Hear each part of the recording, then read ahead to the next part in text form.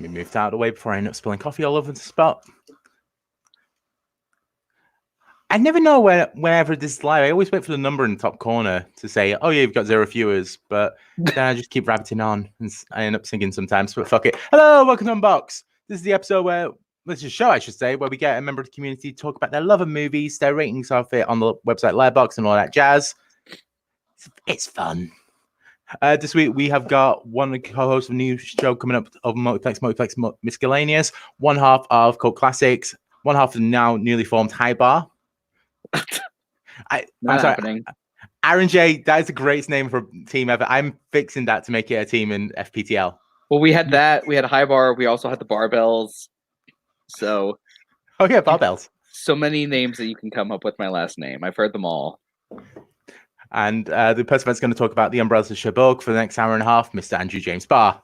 You're going to go on for an hour and a half about this French movie from the 60s. Strap in, everyone. Yeah. It could be. I think Spence tried to get me to do that once. He was just like, no, never. Watch that movie. You're going to. I know. I have to. I'm going to do it one day. I have it. I bought it. I ended up having to go to Manchester to get a copy of it for a show that is soon to come soon. As soon as I have time in my life. Mm-hmm. But how you doing?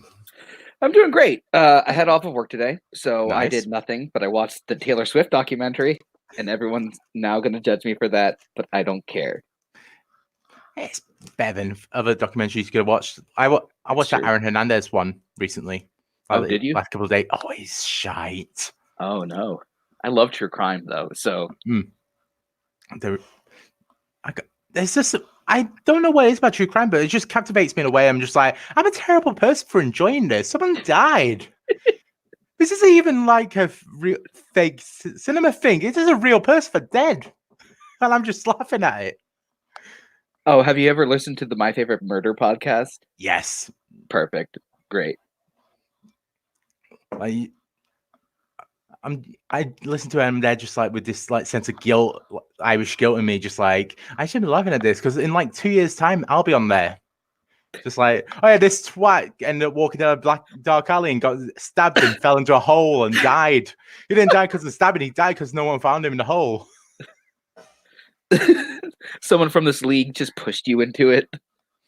Yeah. I know who it'll be. Hi, Jacoby.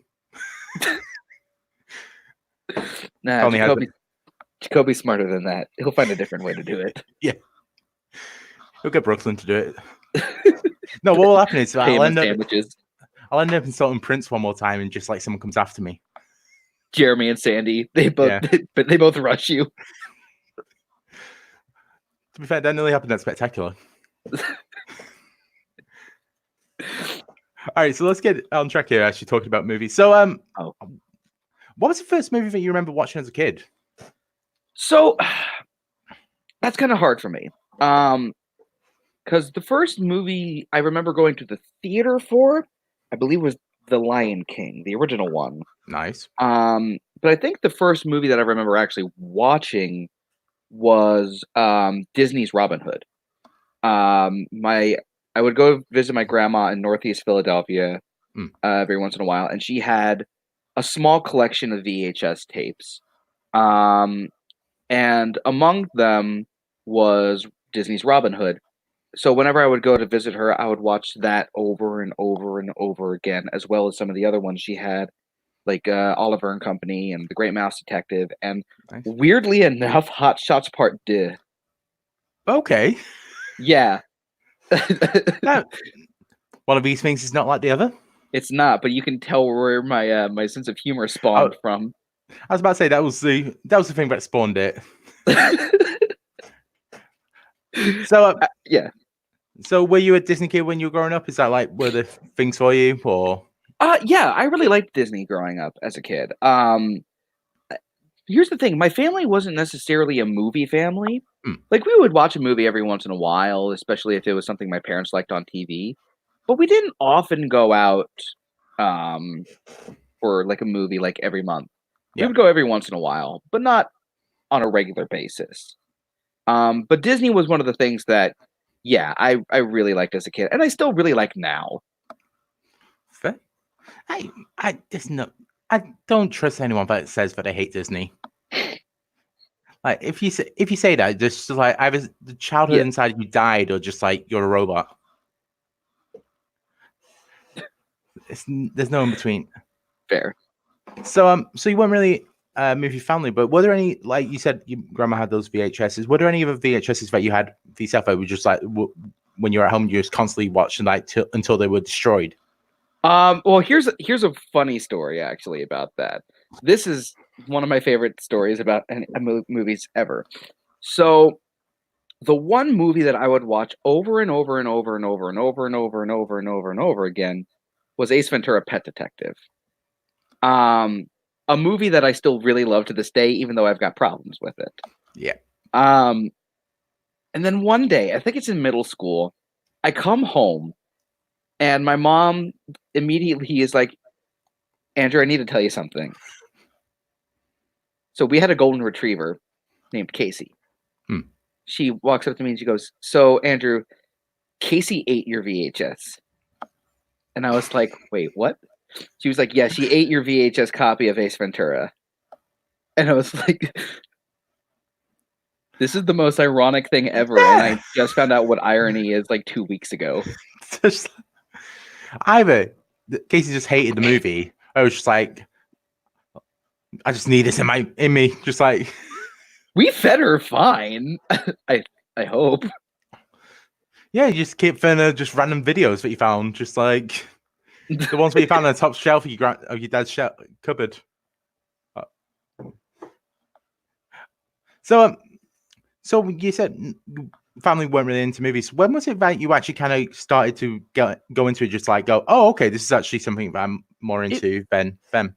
It wasn't really that they weren't into movies. It's just that they weren't like into it as much as I was. Yeah. I would probably say that it wasn't until maybe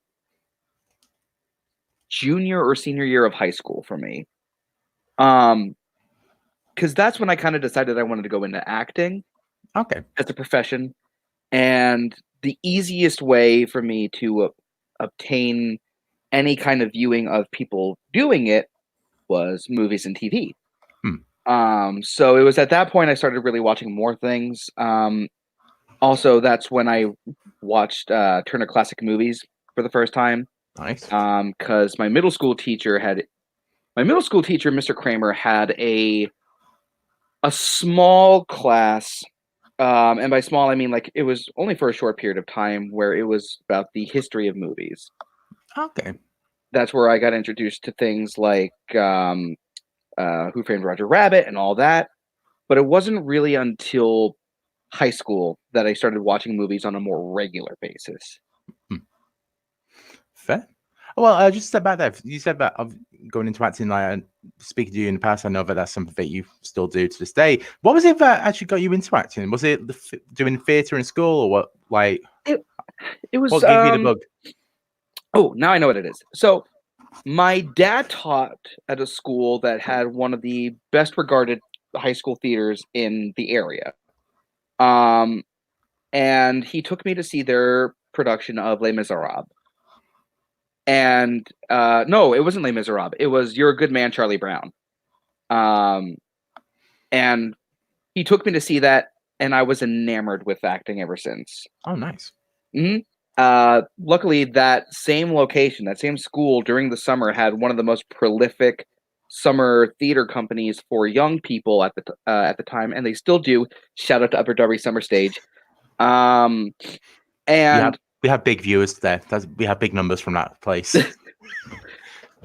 I wouldn't be surprised considering how many young kids actually have done the program since I think the 70s. Jeez. And so I enrolled in that. And it wasn't until, once again, like junior year or senior year of high school, that I did a production of Les Miserables. That's why I got my wires crossed. And decided that that's what I wanted to do. Fair. Nice. And so I'm guessing that's where, because one of the things that's most known about you is that musicals is like, if any question of musical comes up, it's just like, oh, Andrew's going to get it 100%. It's like, unless it's Pirate. Yeah. We don't talk about them. But was that when you kind of love of musicals came, or was that through like high school when? No, and my love of musicals came from that one experience going to see You're a Good Man, Charlie Brown with my father. Hmm. I just remember I always liked the Peanuts comic strips. And then suddenly there were songs like Beethoven Day and Happiness, which I still think is one of the most beautiful songs ever written for stage. And it was through that and through Upper Darby Summer Stage that I grew more of a fondness for songs that are from musicals. Like I had never really gone out and searched for those before, but it was then I found things like Les Miserables and Oklahoma and other shows like that, Singing in the Rain, so on and so forth. Yeah, so a few small ones. Mm-hmm. Yeah, teeny tiny. Yeah, no one's ever really heard of it. Also, I did Google You're a Good Man, Charlie Brown just to double check. Yeah, it's actually about peanuts. Yeah, I thought it was one of those ones where it's just a weird coincidence where just like Charlie Brown was the name of it. It's like, no, it's an actual Peanuts musical. There is a play called Dog Sees God, Confessions of a Teenage Blockhead, which is about the Peanuts gang, but it's not by Charles Schultz, who actually hated this play, about them in high school, and it is so dark. But it's one of the few plays I read and cried while reading it. Nice. Mm-hmm. I'll be honest, I think the only thing Peanuts I've ever seen is the recent movie. Just because it's not a thing over it. It's like Snoopy. I've seen Snoopy before in childhood, but it's just like it was until that movie came out. It's just like, oh, that's what it is. Really? Yep. That and Calvin and Hobbes as well. Completely. The only time I've ever seen Calvin and Hobbes in the wild is that when I was working at a nursery, this weird old house had Hobbes painted on the door. Mm-hmm. And all the children used to look and stare at it. I was just like, I don't trust this house. Let's just move along, children. Let's move quickly. That's probably fair. Yeah. It's probably very fair. Especially since there's more artwork of Calvin than Hobbes himself. It was just weird. Just like it was the whole front door just painted off him. It's just like, okay. I just want to see the mailman come and just deliver mail. Just quickly say in the chat, Peanuts are always dark as just a group of depressed children. See, that's kind of something that they tackle, and some other things as well. It's really good. If you ever get a copy of, find a copy of that play, read it because it's really, really good. It's what we'll put a performance on. We'll do it. We'll do a fan league performance of it. We'll get you, Cameron Holtzman, Joe Harrison does theatre. We'll just let you guys do it. Honestly, we're actually like the right people for those characters. Yep. All right, so it was high school where you kind of got your first jump into the deep end of the movies. Like, what was the thing that really captured your attention? Just like of being like going more from like, oh, I like the movies to, oh, this is something that I'm really passionate about now. Honestly, that's a hard question because I don't know. I would probably say that it was an introduction to the Coen brothers. Okay. Because my dad introduced me to, I'm trying to remember which Coen brothers it was. I think it was Oh Brother, Where Art Thou? And it was just on TV one day, and he's like, "Oh, I really like this. We're just gonna watch this." And that's when I really got more of an appreciation of the storytelling aspect of movies. Nice. And also George Clooney and John Goodman, and all of them putting on amazing performances. And I think that may have been it. I don't have an exact answer for that question though. But if I was to guess just off of memory alone, I would probably point to that moment because he was talking about how much he loved that movie as it was going on. I'm sorry. I'm now in my head just trying to think out what the perfect film for John Hamm and John Goodman to swap characters is. Like, I just want to see John Hamm. Yes. You're welcome. You're welcome, Hollywood. All right. So you kind of so let's fast forward a little bit. So how did you really find out? Well, I guess was it Schmoedowns that kind of got you into this kind of community, or was it? Yeah, the Schmoedown. The Schmoedown is how I got introduced to this community. Which it's weird though because I was sort of quote unquote a part of the community about a year before I had actually played my first match. Okay. Yeah, back when it was Worldwide Movie Trivia, I had joined the Facebook page and was like, all right, cool. And then I waited like 3 months and I wasn't hearing anything. And I left.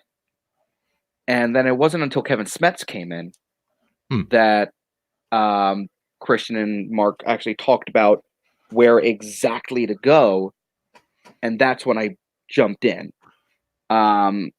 So I was part of the community for like a little bit, left, and then knocked on the door, covered in rain, going, "Can I come back? Can I actually get some attention now, please?" Yeah. You weren't cheating back in those days, so you never would have won anyway. It's okay, they already all hate me. But to be fair, if you did end up going that time, you would have never been in that classic match. Because is it true? Like this match, this is like the most fabled classics match of all time. Because it was the one where you, Kirk, Sean, Ethan all debuted together, or That's was correct. It like? So how the hell? All debuted. So how the hell did you go from playing to going like, okay, we're actually going to be like now this mega powerhouse, and just like every single team in every other faction is absolutely terrified of? Honestly, it was more of just a casual discussion after the match was over. Jay Burns was also on that match. And we were helping him, and he was like writing some questions for someone else to help them study, and he was testing them on us. And then it kind of diverged into just like a casual conversation about Star Wars. And it was mainly, if I'm not mistaken, Kirk, if you're still watching this, correct me if I'm wrong, a discussion about The Last Jedi.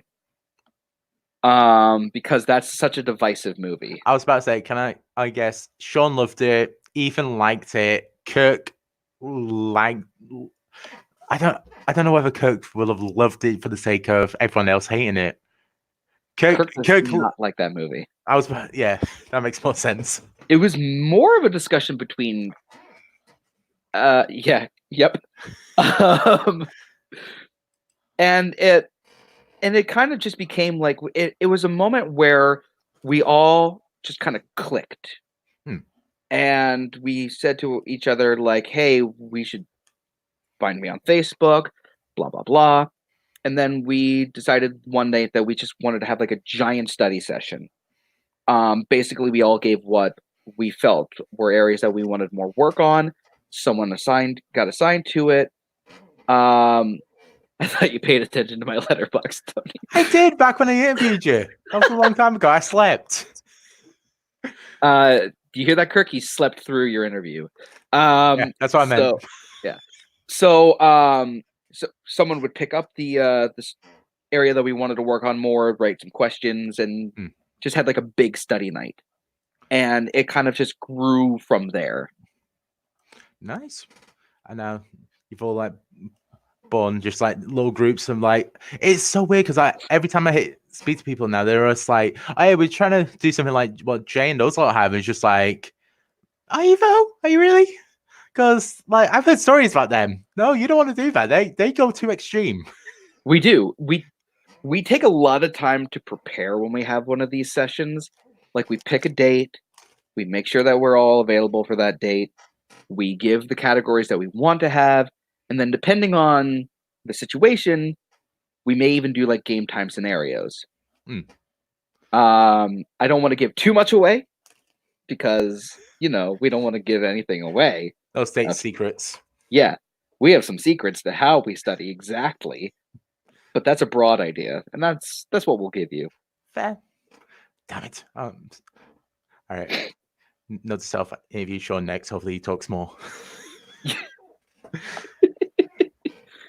All But right. yeah, it was a lightning in a bottle scenario. Absolutely. So, how come? This is what I'm curious about. I didn't really ask. I should have asked this to Kirk as well. How did you decide on the teams? How did you and Ethan decide to go together, Sean and Kirk? It was just ease of like timing, or It's kind of a funny story.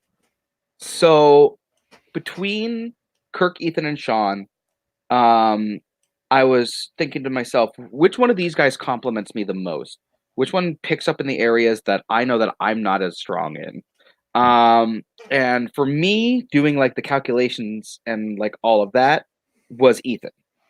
Ethan picks up in the areas that I'm not as particularly strong in. So I messaged him. He was interested. We both agreed to do it.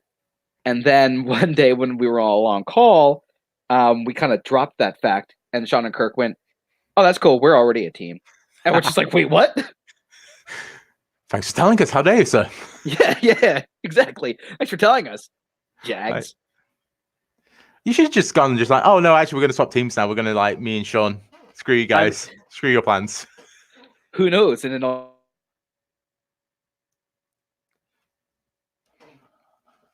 Poke. there we go. Ah, I'm there back. we go. Yeah, sorry guys. As I was saying, who knows? Maybe in an alternate universe, that may be a thing. I gotta do that as a match now. FPTL. You and Sean versus Kirk and Ethan. If we're both available that day, then I'm totally down for that. I'll send a message to you guys to figure out a date so we can do that. That's something I want to do now. Do it. I'm down. All right. So let's move on to your movies. So you've actually got this is interesting because most people don't really have this, but I just want to quickly run down what your bio is because you have a breakdown of the movie. So 0 stars, Rumford Hills. No one should ever watch this. And then I never understand how anyone could watch this, half a star going down. So how do you use Letterboxd? Is it a thing for you where it's like, are you trying to subjectively go, this is a good movie, this is a bad movie, or is it for your personal opinion? It depends on the movie itself. I have a very analytical and critical mind when I go into movies. I don't try to do that because I just want to enjoy the movie itself.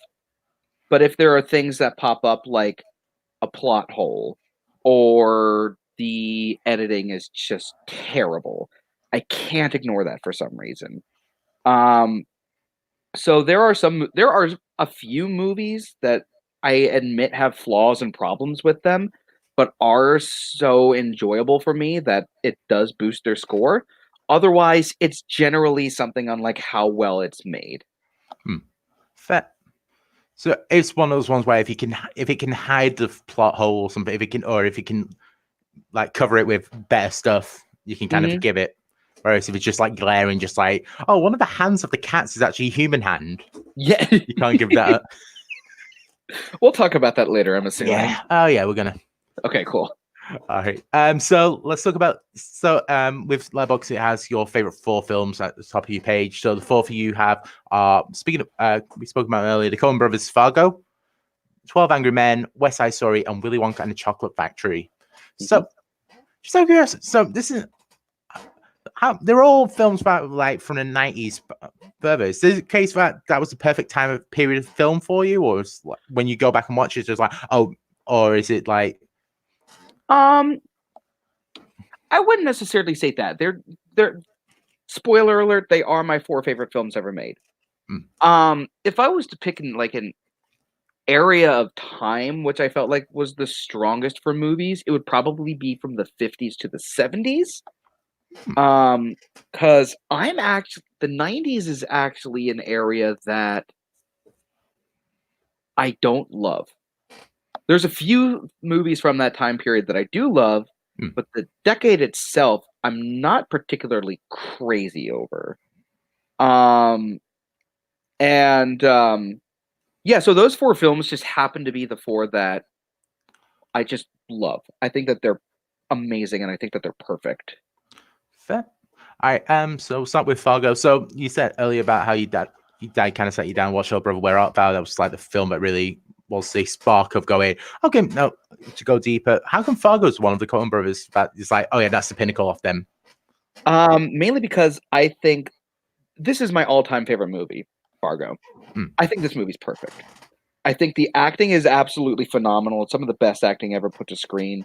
Frances McDormand's performance in this is actually my favorite performance in the movie in general. I think that Roger Deakins' cinematography is just perfect, especially for the location that it's in. You get these wide, not wide, but like beautiful shots of like the locations are just wide and open because there's not a lot going on in the area. And I'm not describing this as well as I should, but especially that one shot. The one shot that always sticks in my head from this movie is Jerry walking back to his car in the parking lot. Yeah. And the way that Roger Deakins shoots this says so much about what's going on in that moment. But as a character, story-wise and location-wise. And I think it's one of the most brilliantly shot movies ever. And that score by Carter Burwell is one of my all-time favorite scores. It is so beautiful. It's one of the few scores that I have in my iPod. Nice. Also, I like how you said iPod, not like iPhone or anything like that. It's just, no, I imagine. Yes. I imagine you've just got one of those, the proper old school ones, the ones that were like a massive brick and still got the scroll wheel. I'm like Baby from Baby Driver. I have like a different one with different playlists on them. Oh, I so wish I could have done that back in the day. Oh my god, that would have been amazing. All right. Just quickly, question in the chat for you from Jay Burns. Do you think it's perfect enough for Jerry London God to be a 3-point question?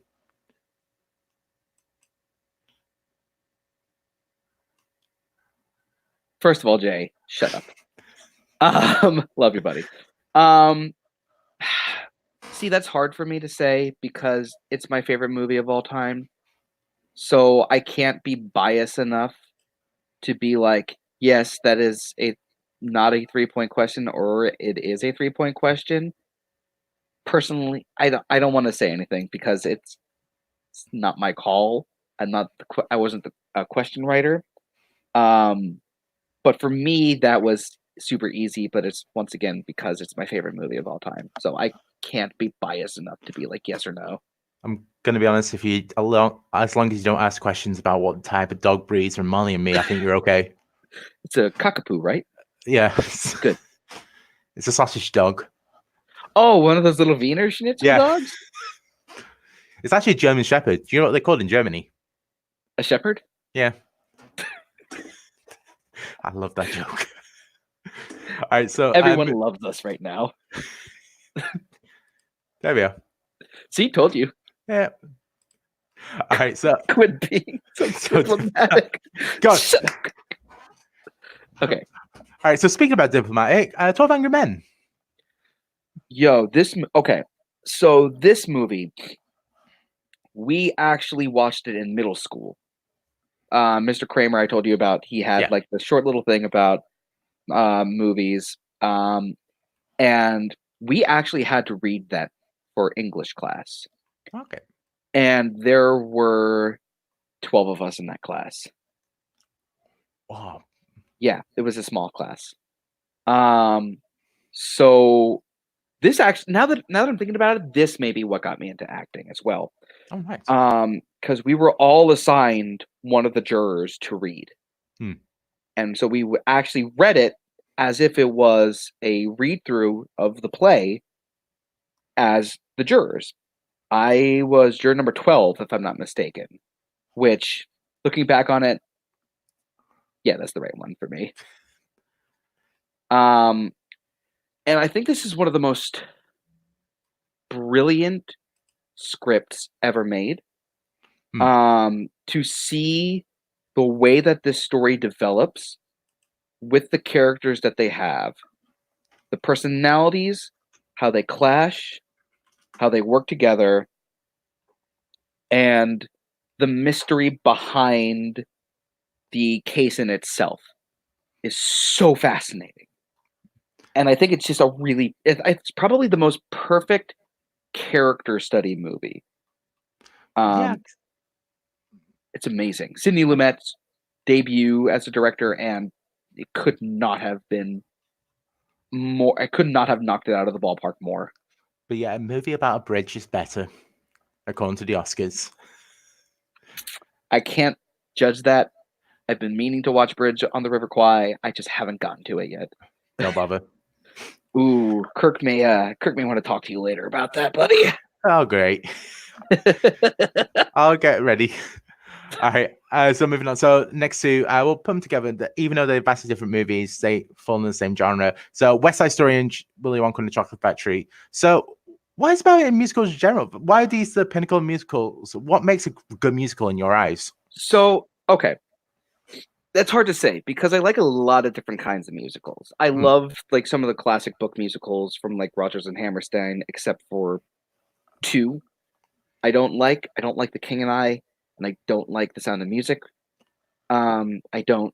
I think I was that about to say there's two of the smaller ones, the ones that no one really knows. yeah, Pipe Dream is better. But then I also love Company. It's my favorite musical of all time, but that's such a different take on the musical, especially for the time. And then I love things like Heathers. I think Heathers is such a campy, fun musical, even though the movie is very, very dark. Yeah, but it's such a fun experience going to see Heathers, the musical. So it's hard for me to give an answer to that. Like, I think what's important to me is story, character, how the music fits the tone of the world, lyricism, and especially for movies, the cinematography. I think that the cinematography is very important for a musical, especially one where there's a lot of dancing in it. Yeah. I think West Side Story is the best possible example of that because you see the movements. It's not quick editing. It's not just shots of their torso. You see the body in its full movement for a majority of the time. And which is why I don't hate Chicago, but the direction of it frustrates the hell out of me because Rob Marshall can't direct dancing. You could have just stopped. You could have just stopped that can't direct. That's true. And when you compare things like the dance scenes in Chicago versus the dance scenes in West Side Story, it's night and day. And that's what I really love about West Side Story is how it's shot. The story overall is really good. You like the characters, you relate with them. There's no real clear villain in West Side Story, which I think was the smart move. True. And this was Stephen Sondheim's first major job as a lyricist, and he's one of the best lyricists to ever walk the earth. Like America is such a brilliant piece. And then with Willy Wonka, it's such a charming movie. The set designs are great. It sets the tone for the world. It's a trying to think of a way to put this. It's a movie where you can tell that everyone acting in it really enjoys what they're doing. They're having a good time with it. And that kind of exudes off the screen, especially Gene Wilder. He gives his character introduction is the greatest character introduction of all time. Oh, the tuck and roll. That is, yeah. Yeah, because it shows you like the whimsy behind him, but it also is a way of saying, don't trust everything this guy is doing. Because you don't know if he's being honest with you in this moment or if he's playing with you. Yeah. And also Grandpa Joe just being the biggest dickhead in the history of film. I don't.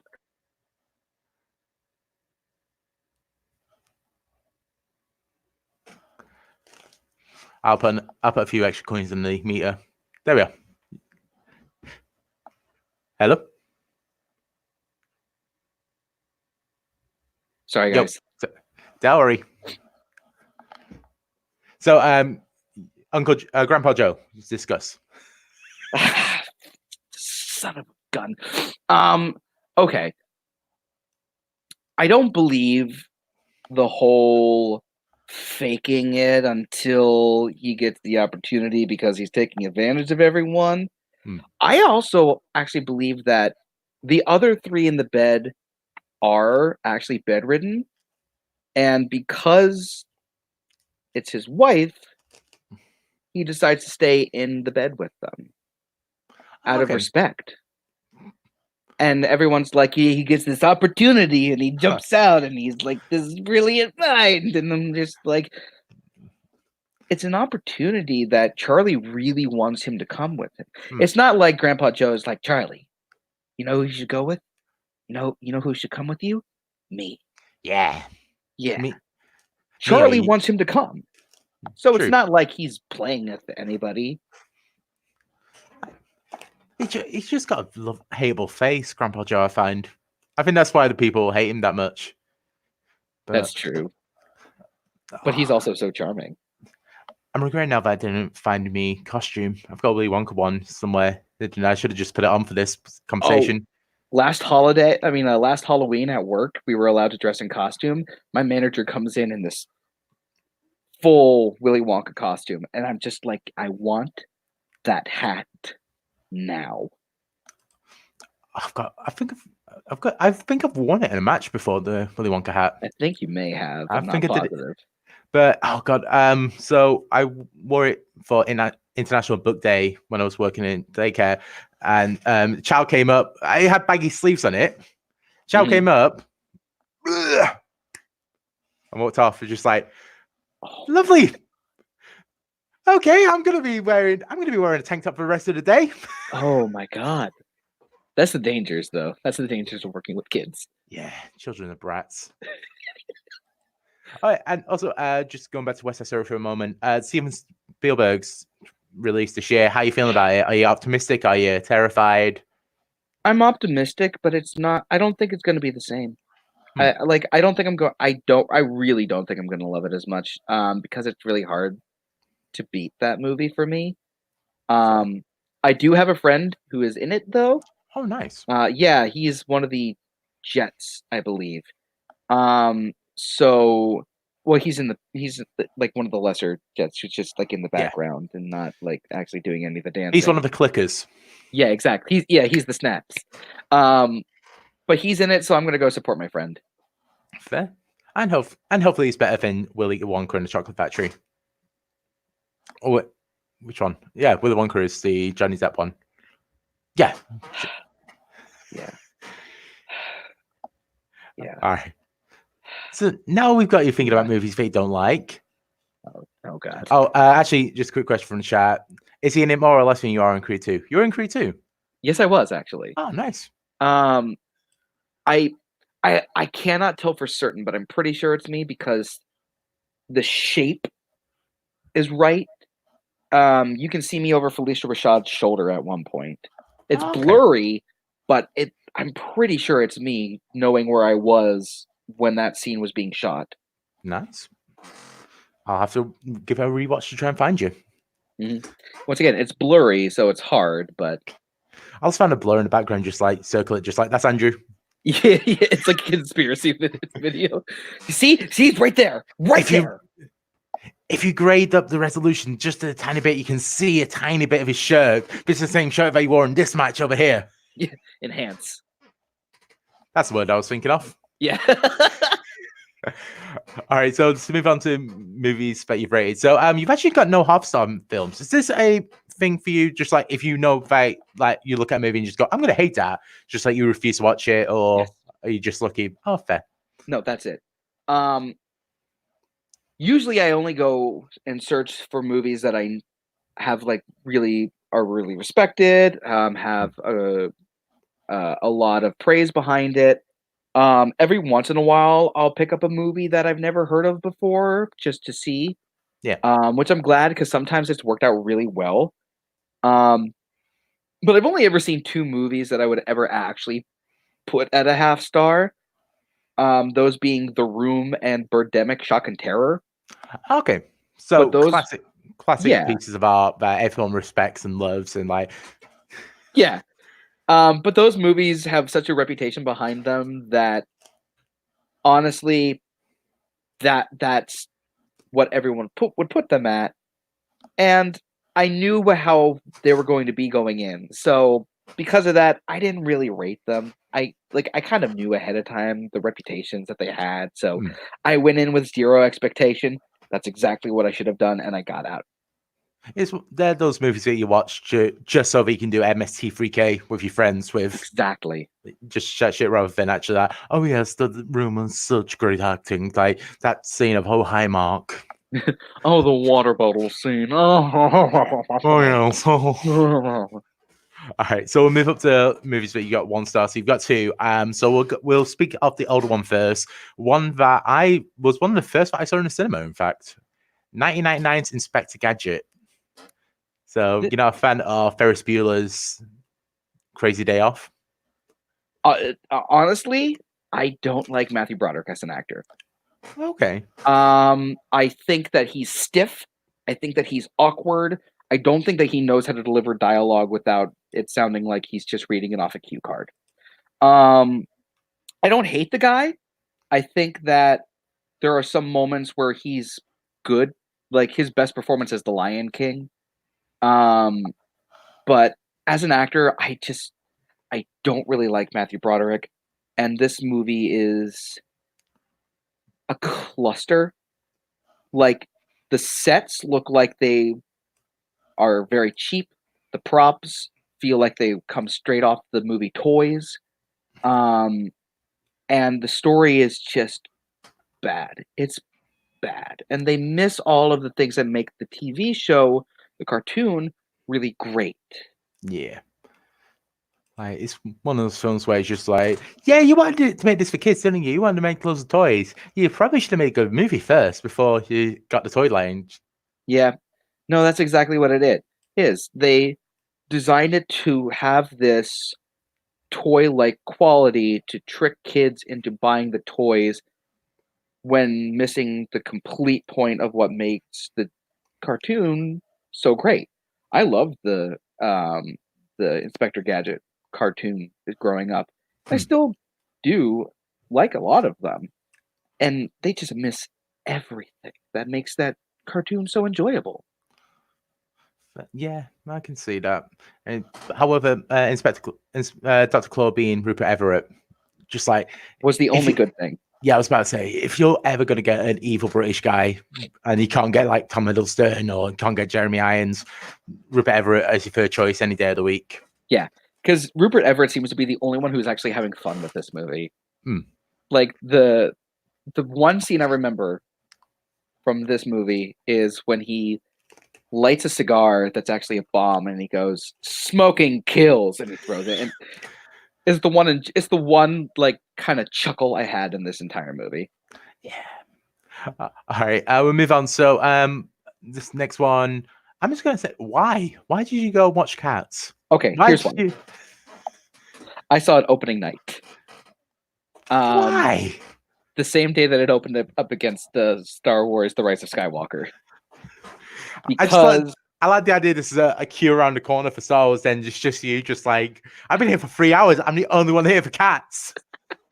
I was not excited about this movie, actually. However, the girl I was dating at the time really loved Cats. And it came out around Christmas. Hmm, So I got tickets for us as a Christmas gift. nice. Yeah. Um, How long did the relationship last through the movie? Did it end? Was it just like you got to the scene where Rebel Wilson rips off his cat skin to reveal the suit? Just like, and you just turn around, just like, yeah, I don't think it's gonna work anymore, it love. it may have been at the tap dancing cockroaches. Ah, um, no, but afterwards, when the movie was over, she loved it. She had such a great time, and that was the moment I was starting to think, I'm not sure. right. Um, but Jesus, that movie is just the biggest mess I've ever seen on screen. It's terrible. Mm-hmm. I've only seen clips of it, and they're just like, no, never. Oh my god! At one point, it's the strangest. First of all, Tom Hooper's not a great director. He's really not. He had one movie that was really good that I enjoyed, which was The King's Speech, and then everything else I've seen from him, not well directed at all. Have you But ever watched the Damned United? no, I have not. It does. I think that was his directorial debut, the one he did before King's Speech. That's better than King's Speech. It's about Brian Clough, a football manager over here, and it's like he took over the biggest club in England, and it's like 30 days later he got sacked. I will check out the trailer and then I will decide on whether or not I will watch that. Fair. That's how I generally decide. Yeah, but this movie, it's Tom Hooper as a director makes these choices that I just don't understand. I don't understand them. Like at the end of Cats, like after like everything had happened, first of all, there's no plot to Cats. And so Judi Dench, like they're all these characters are just kind of standing outside, and suddenly there's a close-up shot of Judi Dench, and she turns to the camera and starts singing directly into camera about how to treat a cat and how a cat is not a dog. And I had already kind of been broken up to that point. That's when the cracks just turned into itty bitty pieces. Yeah, it was just the strangest directing choice I've ever seen. Like, why are you making Judi Dench sing this song directly into camera? Like, I hated it, dude. I hated it. I just don't know. Like, there's one person in particular I know that loves this film. And it's just like, Spence, you're just a weird little sausage, mate. Spence actually genuine. Oh my god, he adores this film. He's but they. I normally just call them bitch, so it's weird for me to try. But I know they are trained because apparently the ArcLight in LA are doing like a year-long like riot version of Cats where you can just talk shit all the way through. They're trying to get a group for free for all to go. That honestly, that's probably the best way to go into this movie. It is the next Rocky Horror Picture Show. It really is. And I would be so okay with going to one of these things and just roasting it while it's on. Yeah, I think that's where it's going to live now. But speaking of Rocky Horror Picture Show, we'll move on to 1.5 stars, which is Rocky Horror Picture Show. I don't like this musical. I'm not a fan of it either. Thank God. I feel like I feel forced, but I have to like it, being in some communities I am. But it's just like I'm there, just like I'm good. I'd rather have my dignity. Yeah, things just kind of happen in this show. They just happen, and it's like you're supposed to go along on this fun ride, and I'm just kind of like, but I can't. I'm not enjoying it if you're not cohesively putting these things together. It's just things happen with rock music behind it. Yeah, the plot is very just like, let's just get to the timeout quickly. Move. Yeah, like, don't get me wrong, Tim Curry does a phenomenal job.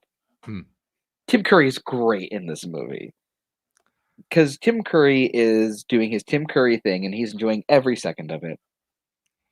But there are some moments in it that I'm just kind of like, what's happening right now? Yeah. Like the RKO picture scene. I'm like, what are we doing? When did we get here? It just makes no sense. No, it makes no sense. And look, if you like the movie, more power to you. But it's one of those movies that like I watched with friends and who all love it. And I could not get into it for the life of me. I really don't like that musical. Yeah, I watched this movie way too young. Yeah, Richard O'Brien, the guy that wrote it, you hosted a show over here called The Crystal Maze, which is the greatest game show yes, of all time. I've heard And about that one. when I found out that he had a movie come out, I went, "Oh, I'll watch it." When I was young, and it was just like, "Mummy, what's a transvestite?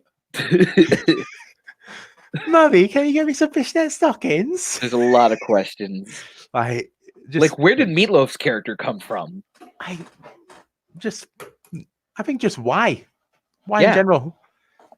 I never watched Shock Treatment. The one that came after this, the sequel that bombed even worse than Rocky Horror. What? There's a sequel. There's this unofficial sequel to Rocky Horror, which is called Shock Treatment. It's set in a mental institute.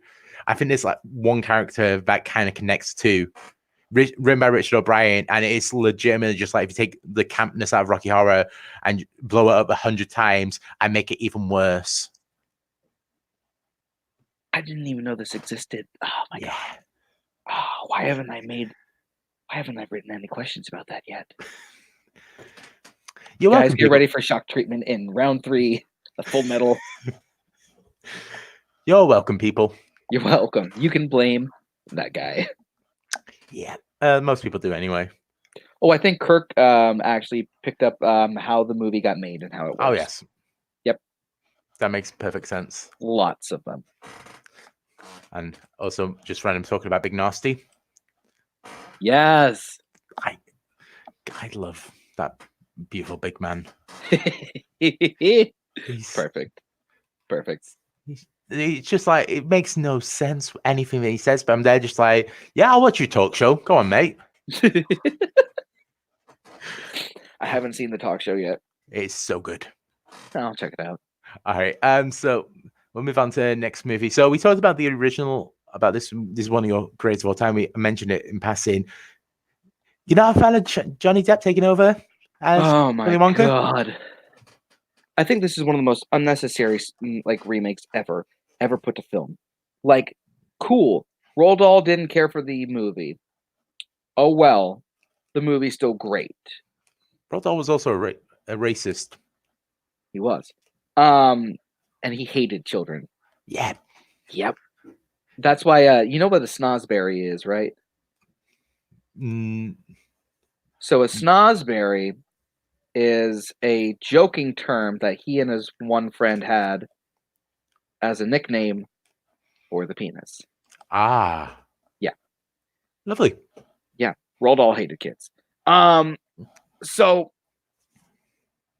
the way that this movie is shot, like, you would think that out of everyone who would direct this remake, Tim Burton's the perfect person. Yep. You would absolutely think that. Especially if he did it like in the Pee-wee's Big Adventure or like Beetlejuice like days. And Johnny Depp's performance is so bad and creepy. Johnny Depp should have been taken away and just like, you're not allowed a 50-foot near a child anymore, mate. Yeah, no. Like, it is the most I'm almost positive that he based his performance on Michael Jackson. And that makes sense. Yeah, which is a terrible decision because Willy Wonka as a character is actually supposed to charm you. It's supposed to be a very charming figure, which is why it's so easy to get trapped in some of the things like that he says and in his factory and the whimsical and wonderfulness of it. Even though the character's still deep down a good person, that charm is supposed to be a smokescreen. And he's not charming in this movie. No. He's very much just like, yeah, did you even read the book? Did you watch the movie? Did you get any tips? Or did you just watch Michael Jackson for a week or two? Probably read the book and then just kind of escalated it to Michael Jackson. Yeah. But Willie, have happy juice. I'm sure there was some happy juice in some of the everlasting gobstoppers. I'm almost positive that there's some in that chocolate river. But that's another thing, is that how dirty this movie looks. Like, there's no joy behind it. And this is supposed to be one of the most magnificent chocolate factories ever created. And I'm just watching this going, why would I want to come here? Like, you did just like, no, you should be shut down, mate. Like, you Yeah. shouldn't. Like, this isn't a treat. This is torture. Just Yeah. Like, why? Everything's dark and grimy.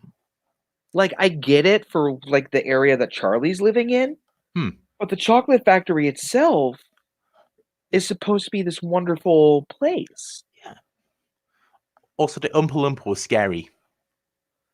That's another thing. Like, they had one person be all of the Oompa Loompas, and they take out all of the characteristics of the Oompa Loompas in general, and they make the Oompa Loompas boring when they do that. But how are you feeling about they're making a prequel, aren't they, to Willy Wonka with the Paul King, the guy that did Paddington? Yeah, Are you confident at all, or? That's been in talks for a while, so I don't know if it's ever going to happen. But I think they chose the right director. And I've heard some of the names that have been swirling about, and I like all of those choices. I think that the best choice for that would actually be Ryan Gosling. Yes.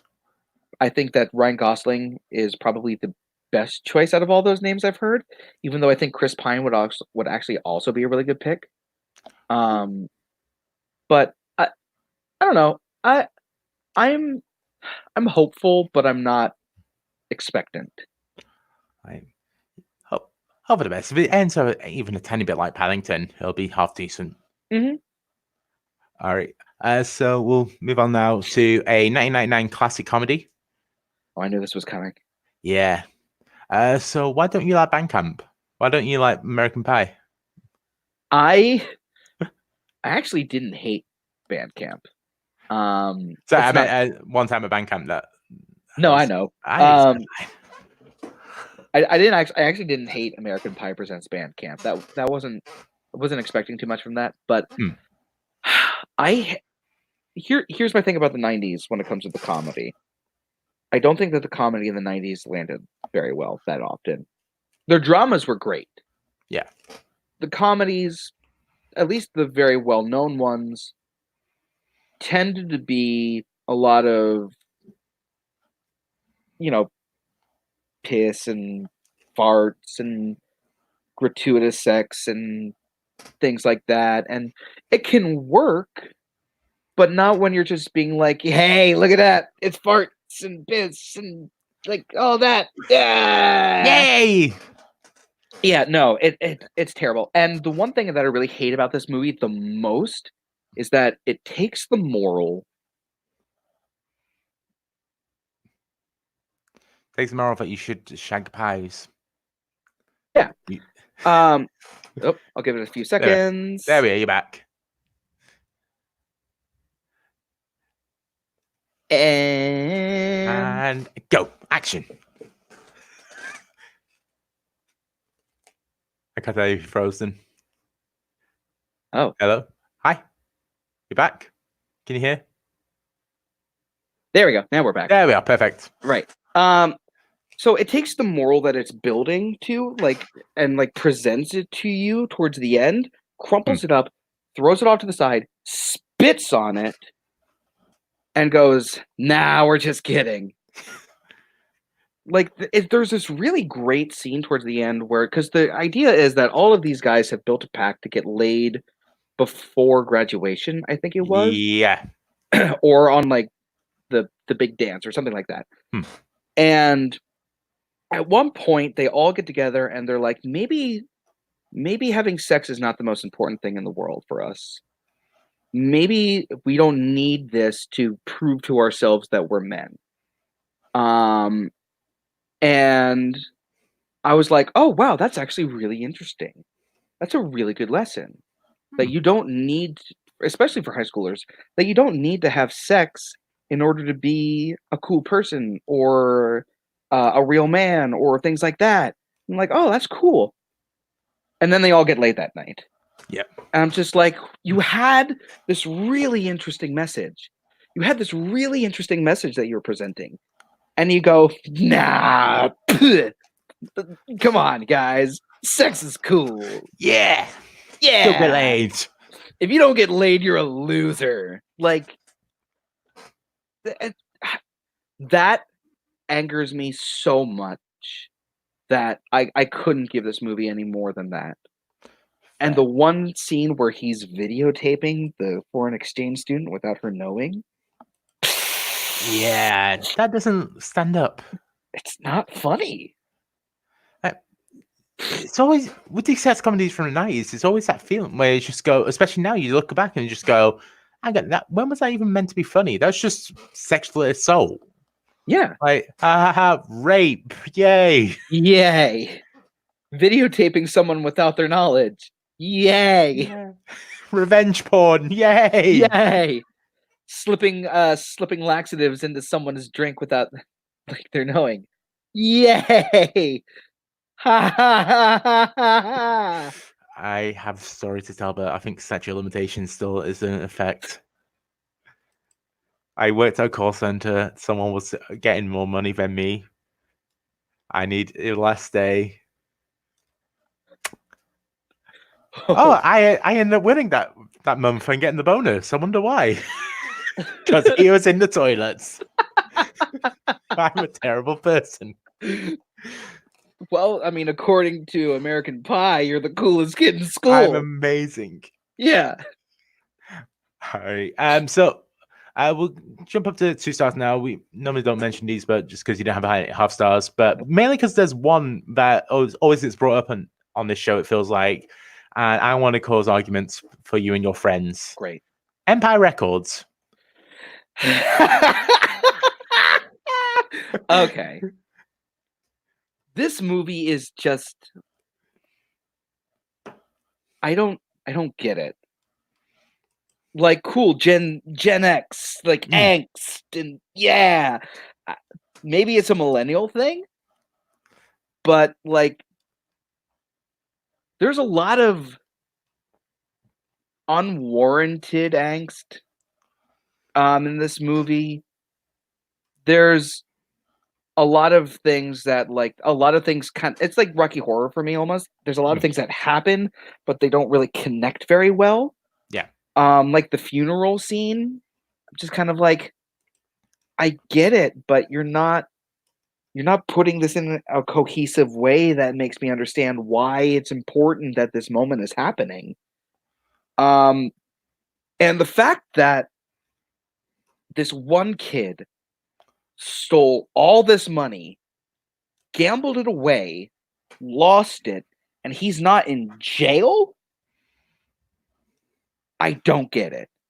He learned an important lesson. No, he didn't. He didn't learn a thing. He thinks he's smarter than everyone else in the room. That character in particular just pisses me off. I want to slap that kid because he thinks he's smarter than everyone else, and he's clearly not, and no one puts him in his place the way that he should. Empire Records 2, The Beating. Yo, can we make that happen? We'll see what we can do. Yeah. I'm sorry. If you like that movie, good on ya. But it's a terrible script and terrible characters that are wildly unlikable. I don't like anyone in that except for like Anthony LaPaglia's character or however you pronounce his name. He's the only one who's mildly likable. Everyone else, I just got on my nerves. What I'm going to do one day is get Mike Hanley and Brian Michaels on a call with like you and Kirk and just like Empire Records, discuss, and just leave. Yeah, no, that's the best way of doing it. Also, Kirk, you're completely wrong. The Gin Blossoms are one of the more underappreciated bands of the 90s. Anywhere you go. I can't sing anymore, else we'll get, copyright. Yeah. I can't afford the copyright. No. All right. So I want to talk about a movie here that I've had a lot of flack for loving. You have it as 2-star. When we did a draft on MBE of the best movies of the 2010s, I had this as my third overall pick. Pitch Perfect. Oh my God. This movie, I think this is the most overrated movie of the 2010s. I really do. And my problem with this movie is its script. It's not a good script. They leave so many plot points just dangling out of nowhere, and other plot points they rush. Like, where'd that romance between Adam Devine and Rebel Wilson's characters come from? Just It's kind of out of hatred. It's out of hatred. It's just like there we are. Yeah, but it comes in at like the last 15 minutes of the movie. Like, what? Like, the whole subplot about the guy, like the college radio DJ guy, goes nowhere. The whole subplot about her roommate goes nowhere. Like, they leave things just dangling and hanging there without any resolution, and it pisses me off as someone who writes scripts, because if you don't have a place where these are going, don't include them. Fair. If they're pointless and they don't amount to anything, why have them in the movie other than just to expand the runtime? The thing that I always say about Pitch Perfect is a 20-page script, 60-page songbook. That's fair. That's right.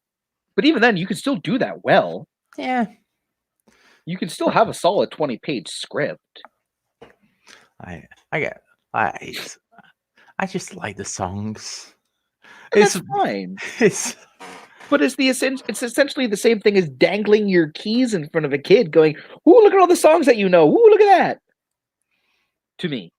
I was about to say, I'm going to bring up one musical that does exactly that, and you have it as a 2-star, and it's one of my favorite musicals of all time, Mamma Mia.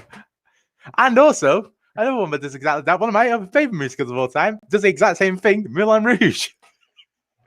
Once again. Keys in front. Ooh, look at that. Look at the songs that you know. Ooh, look at this. Like, okay. I think I'm giving Mamma Mia too much credit. Giving it 2 stars. I think this might be a 1.5-star movie. Because it's nothing but squeeing for a majority of it. Like, the amount of times you hear any of the characters going, like, stop that right now. Meryl Streep and Pierce Brosnan cannot sing. They can't sing. Yeah. If I'm not mistaken, I heard that Meryl Streep didn't even bother taking vocal lessons for that movie because she was so confident in herself. To be fair, she did also do a movie, Florence Foster Jenkins, a couple of years after, where it was like the idea was that she couldn't sing at all. So I wonder where she got that idea from to do that I have movie. no idea. Because she's not bad in Into the Woods. But I think that's because she actually took vocal lessons for that. Disney was just like, no, you actually have to learn. Yeah, that, and it's Sondheim. You can't sleep your way through Sondheim. You really can't. But the story, here's my problem with Mamma Mia. The story concept is actually a good concept. I think it's a really good concept that you can do things with. But it's my same problem that I have with most jukebox musicals. They have the songs that they want to include, and they just kind of write the stories around them without any real idea of an overall story. Fair. That's why I don't like most jukebox musicals. It's like, wow, these are such great songs. I mean, like, guys, the songs. Don't worry about the story, but the songs. Like, I don't want to go to a movie like this for an experience. It's not an experience movie. It's not like Under the Skin, where like the visuals are wild, but they tell a story and like it all fits. It's just dangling keys in front of my face, and I'm not 3 years old anymore. I don't want keys. I want a story and a plot and people who can actually sing. People that can actually sing in a musical, no, never. What's that? People that can actually sing in a musical, nah, we don't need that. No. I mean, ask Tom Hooper. Yeah. Yeah. In both Les Mis and Cats. Yes, exactly. Because, Russell Crowe, he sounds just like everyone else. But with Moulin Rouge, here is my problem with Baz Luhrmann as a director. It's style over substance. Like, once again, I think you have a solid idea, but then you don't know really what to do with it other than this idea. Yeah. Like, I think some of the songs themselves are great. I think the Elephant Medley is great. I think the version of The Show Must Go On is great. I think their version of oh, why am I blanking on it now? Diamonds Are a Girl's Best Friend. I think that's great.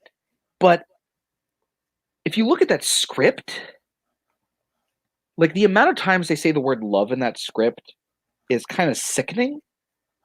It's like, we're doing this all for love. Guys, look how important this is. Yeah. Guys, look how important this is. Like how big and universal this is because we're talking about love. You know, love. That thing that everyone fights for is love. All you need is love. What the world needs now is love. And I'm like, okay, yeah, but you can still do this in a really good story. The scene where Safine is distracting the Duke and she's literally just going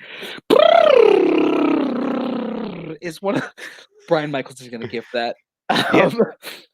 It's one of the most pointless and mind-boggling scenes I've ever seen. Like, both of these musicals frustrate me because there's a solid idea and a solid concept behind them, but they're kind of done lazily. Fair.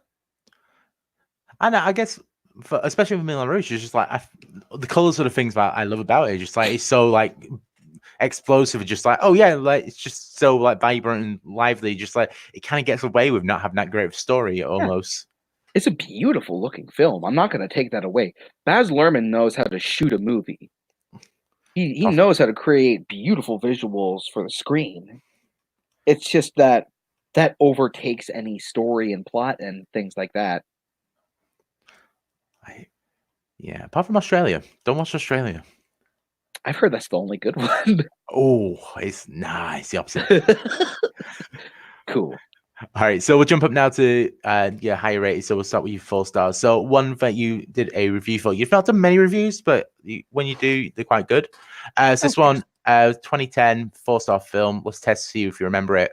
Not quite sure how this movie gets lost when people talk about the really good romance movies of the 2010s. That's how do you know? How do you know? Well, I know because I wrote that review. I was about to say. So I kind of saw this movie on a whim. Because I saw Reese Witherspoon, and I really like Reese Witherspoon as an actress. I think that we don't give Reese Witherspoon enough credit as an actress. Yeah, she has an Oscar, but I don't think people talk about her enough. Yeah. Shut up, Jay. And I saw Jack Nicholson, and I saw Paul Rudd, and I saw that it was written by the guy who made Broadcast News, which is also one of my favorite movies. And I popped it in, and I'm like, this is really charming. It's like well told, it's well directed. All of the actors are doing a great job. Somehow Owen Wilson is believable as a baseball player. It's just really tight and charming and romantic. It's just Owen Wilson's face. It's just like if he tells you it could be anything, you're just like, yeah, I kind of believe that. His face is just so odd, just fit into anything. Just like, yeah, you're a male model. Yeah, you're a you're a cowboy. Yeah, like it just works perfectly. That's why he's one of the better character actors that we have, actually, because he can mold into any kind of role. But I think that the romance between Reese Witherspoon and Owen Wilson's believable, but also the romance between Reese Witherspoon and Paul Rudd is very believable. And I think we give her too much credit. Shut your mouth. And everyone's very believable in this story, and it's a very simple story that has a lot of big things going on in it. And I think that it's not perfect, but it's a very entertaining watch, and it's very, I keep using the word charming, but it's the best way to describe this movie, and I highly recommend it because it's a really beautiful movie. And of course, this is the last movie that Jack Nicholson has done. Is it like, how do you feel as the button end of his career? Is that like, is it a good way for him to go out, or is it just like, yeah, you just did that for a bit of a checkmate, didn't you? Is that really the last movie that he did? I thought for some reason the bucket list was after this. No, 2007 was the bucket list. You're right. Wow.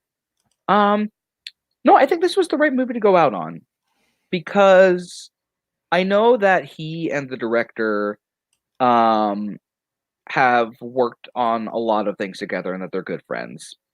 And I think Jack Nicholson gives a really, really great performance in this movie. It's not like he ended on something where he didn't give it his all.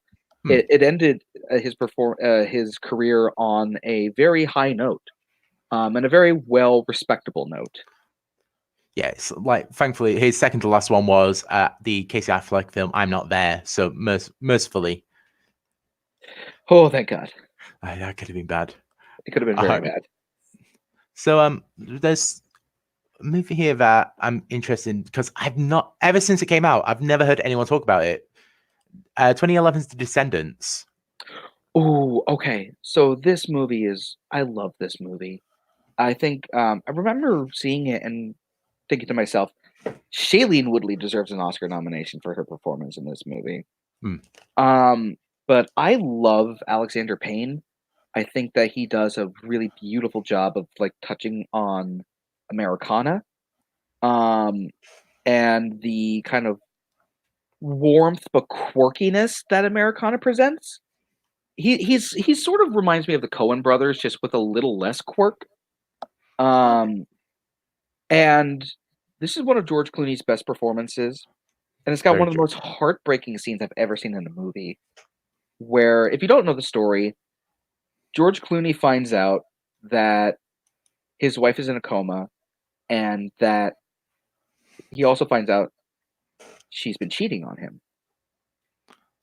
So he actually finds the guy that she's been cheating with, and is like, "Do you love her?" And they have that conversation. He goes back to the hospital. He's sitting in her room where she's laying. And then suddenly I can't remember if it's wife or girlfriend of the guy that she was cheating with George Clooney on comes to visit the hospital.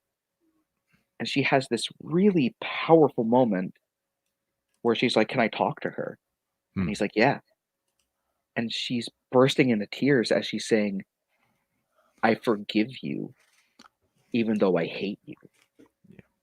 It's one of the most powerful, emotional scenes I've ever seen in a movie, and it sat with me for a long time. Such a good film, and written by Dean from Community as well. You just like Yeah. I. I think there was a scene where literally he brought his Oscar in, and it's just like you just go, "You brought such a beautiful film. How?" It's him, Alexander Payne, and Nat Faxon. Yeah, Um, and when I remembered that it was the three of them a little while ago, I was like, this is such the oddest pairing to write a movie like this. it's just like it was like Village just got a bowl of everyone in Hollywood. Just like we're gonna pull three names out. You're gonna write the script. So it's like here you are, go. It's like oh shit, it actually worked. Yeah. And it's so weird to see this cast put together. It's like George Clooney, Matthew Lillard, Beau Bridges, Shailene Woodley, but for it to have so much heart behind it, Mm. and it's a beautiful movie. Like, it just hits every box that you need for that story. It's Mhm. so well. All right. So next one I want to talk about is a movie that I've been arguing that it's the movie of 2019, and that Kevin Hart should have gotten an Academy Award nomination for The Upside. Um, I don't think that he should have gotten an Academy Award nomination, but I do think that he should have been at least in the conversation. This is another movie that I worked on, actually. Oh, really? Yeah, I'm one of the extras in the opera scene. Oh, nice. Mhm. Um, this is just a really good, beautiful movie about friendship. Hmm. And I think movies like that don't get enough credit. Movies about friendship. Um, Bryan Cranston and Kevin Hart have beautiful chemistry. Um, Nicole Kidman is fantastic as I think it's Yvonne, Yes. and it's a really well shot, well directed movie, and it's just really beautiful. It's honestly, I I I don't think it's better than the French movie that it's based on, but I think that it's holds on its own really well. Yeah, I was about to ask if you've watched The Untouchables, the French one. It was just like, because that one is like such beloved, especially in France. Mhm. It was even in the Oscars ceremony last night. Mhm. But it's like, I think it stands up the test of time. I think it is that, like, you compare apples to oranges, it works perfectly together. Yeah, it's a very universal story, and as long as you can tell it well, universal stories hold up very well. True. All right. And also, it's just as well, just like looking at Bryan Cranston, just like he's got the luckiest gig ever. Just like, oh yeah, all my acting is just by the face. I just have to sit down and just like have people just walk around me. It's like Yeah, it's so easy. I honestly, okay, so a little behind the scenes story. Um, because I was sitting a few rows behind them, Hmm. and first of all, the two of them are actually kind of opposite. Brian's cracking jokes with all of the extras in the area, and Kevin's actually very focused on his work. Yeah. He's like talking with the director a lot and blah blah blah. And so Brian Cranston is sitting in that chair and he's looking at this one extra. And I'm like, what? And I'm noticing this and I'm like, what's going on? Is he getting into character? Like, what's happening? And then he says, oh God, I can't remember the name of this senator, but um he looks at this guy and he says the senator called, he wants his face back. And the extra turns and I go, oh, because he really did look like him. Nice. Yeah. Yeah. Uh, Bryan Cranston he's a delight to work with. Like he's one of those people where it's just like, if you ever had a chance to like go to a bar with any celebrity, like, yeah, Bryan Cranston, 100%. Absolutely. Yeah. I wouldn't even talk about like Breaking Bad or anything. I'd just be like, so how's Malcolm in the Middle? He So, seems like the nicest guy. I yeah. can't say that I talked with him directly, so I can't be like, yeah, I know Brian. But from the interactions that I saw with him, seems like the coolest guy on earth. Yeah, I can imagine that. All right. So we'll jump up now to 4.5 stars. So I think this one we have to do. You did a review of it, and it makes much sense since what happened yesterday. So you said this is a tentative score. I need to see it a second time before I make an honest review, but it's definitely a recommendation and well worth watching. So have you gone back and watched now the Oscar-winning Parasite?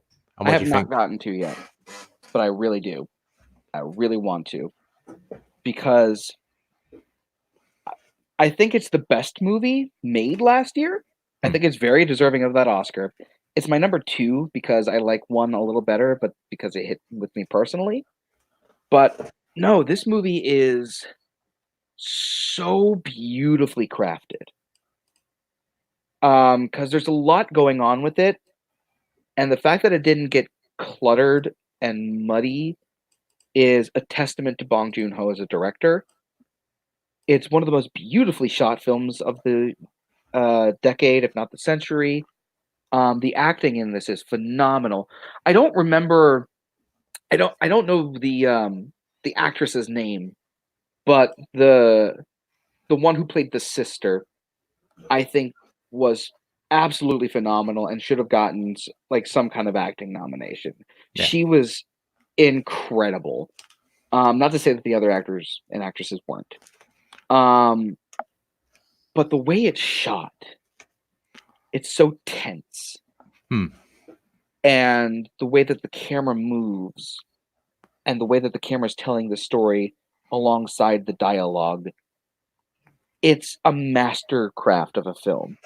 I feel like if I watched it again, I would probably give it 5 stars, which, as you know, having searched through my letterbox, is not very common. Yeah, there's only a few. Hmm. Well, have you there's that black and white version of Parasite? Oh, I did not know that. Yeah, I know Bungie did it in like Amsterdam or something. And it's just like, oh yeah, the reason why we're doing black and white is because the grey show up way more, and it shows us such a different story. Hmm. And apparently, it's meant it. According to some critics, it's better than the coloured version. See, I don't know if I would believe that. Having seen it, the the color of that movie is so immaculate Like, yeah, I know there's a lot of gray and there's a lot of brown, but when the colors are there, they pop. Okay. So I mean, I may check it out of curiosity, but I personally don't think that it would work as well. So, whilst we're on topic, you said that this was your second favorite film of the year. What was your favorite? My favorite film of the year was The Irishman. Oh, okay. Yeah. I've not gone around to that miniseries yet. I watched it in one sitting. That movie, I think Parasite is a better movie technically. The Irishman hit with me a lot more.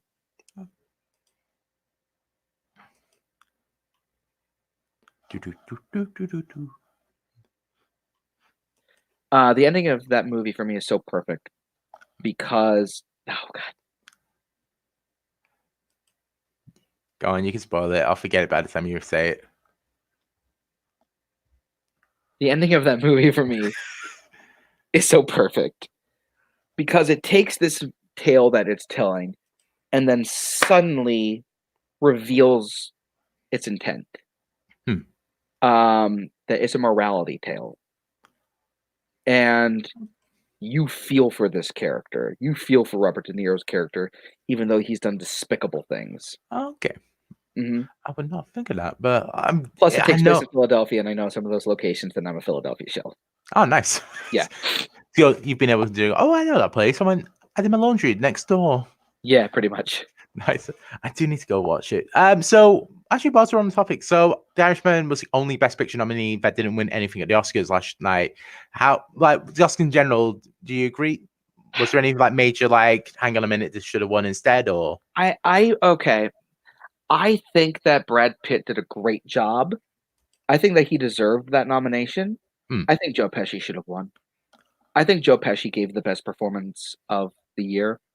And I think a lot of people are kind of discrediting him because he wasn't as loud and like boisterous and showy as he normally is. But there was something about that subtlety that he had, that matter of factness, Yeah. that made him such an imposing figure and such a figure that you didn't want to mess with because he was terrifying in how calm and matter of fact he was, which a lot of people cannot do.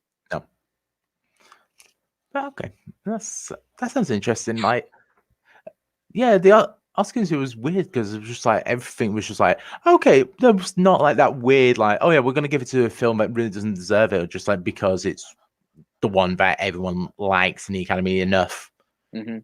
Like, I famously I put down a bet that Ford vs. Ferrari was gonna win Best Picture because I'm an idiot and I thought I was being smart. I just You mean the most overrated movie of last year? I know it's all right. It's overrated. I know, but it's good, but it's not great. It's the perfect dad film. That's a good way of putting it. It's a film it's a film that's replaced the war films for Father's Day. Yes, absolutely.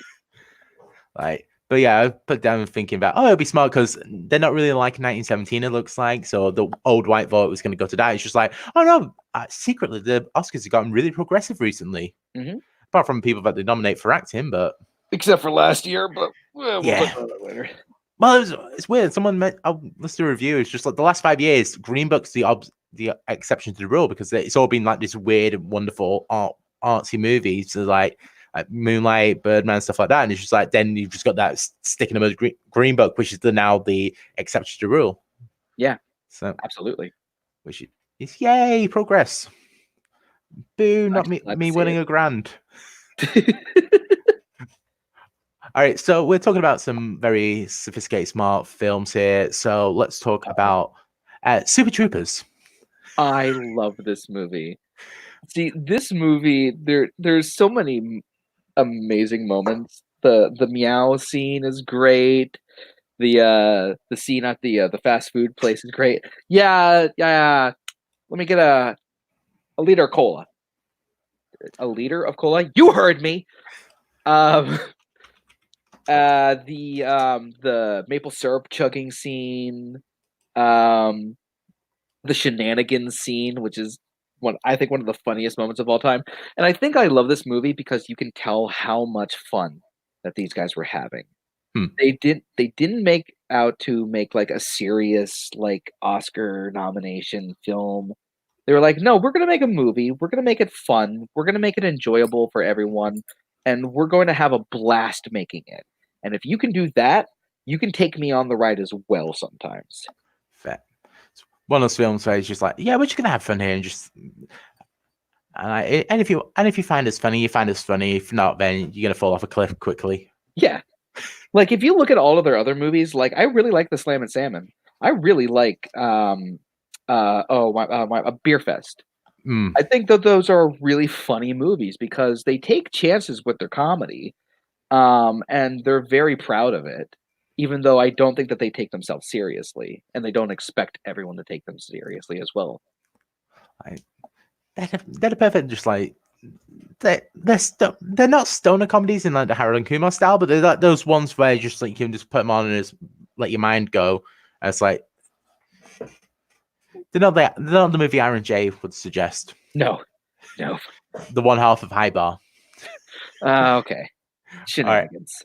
Right. And the last 1.5 one is the most recent one that you put up there. You mentioned before going on, you've watching a couple of documentaries. This one, probably one of the greatest documentaries, especially the 21st century, Gyro Dreams of Sushi.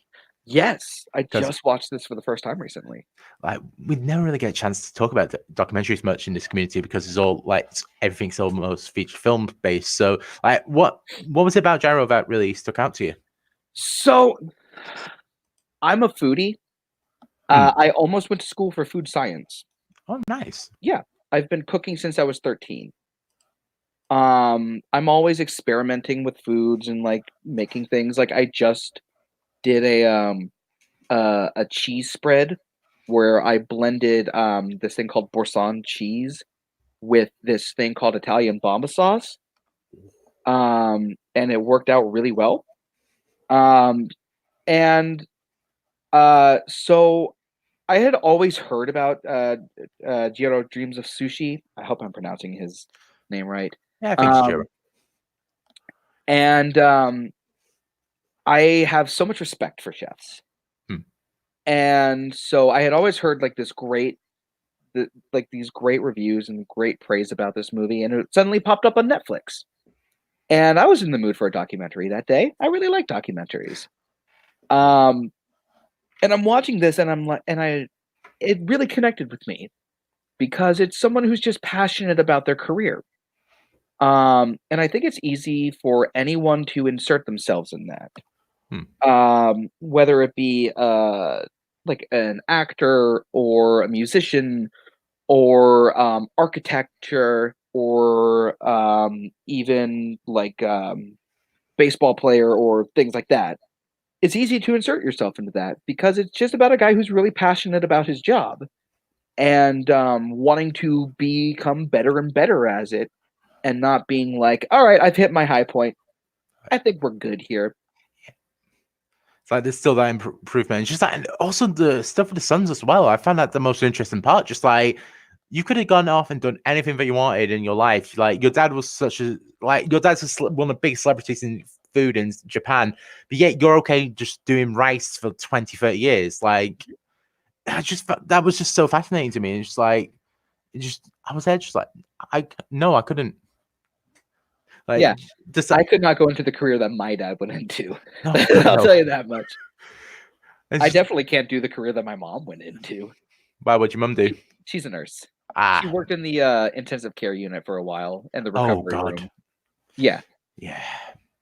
So there was no way that I was going to be able to do what my mom did. No. I'm the odd sheep of my family.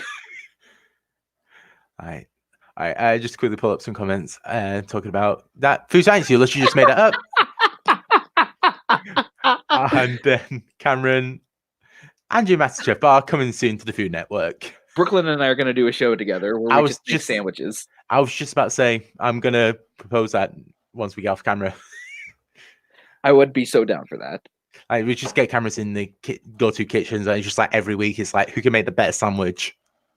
A shameless plug. A former classmate of mine who graduated when I was a freshman She's going to be on Chopped tomorrow night. Eliza Martin. Hi, Oh, Eliza. nice. Yeah. All right. Well, I'm just going to say, because you said you watch quite a few documentaries. What? Because we really get a chance to talk about them. So, what documentaries would you recommend for someone that hasn't done them much? What have you got any off the top of your head that is just like, oh yeah, this one like? I mean, Hoop Dreams is the classic choice.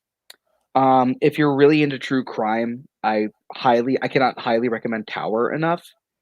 Tower is about I think it was 67 clock tower shooting at the University of Texas.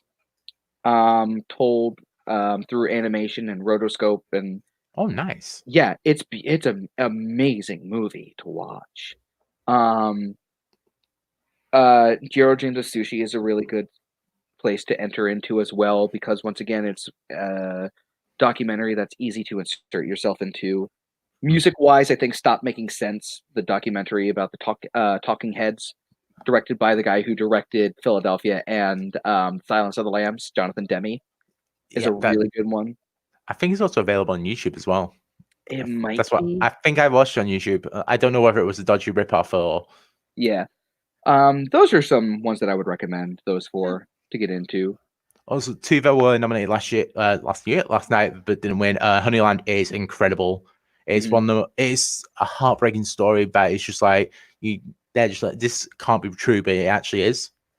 And then Four Samurai as well, which is the story of parents telling their child that the mother was pregnant at the time when they were recording it, just saying like, "Oh yeah, this is the country that you're from, Syria, and this is what's happening here, and your dad's a doctor and he's trying to save lives. This is why we're not.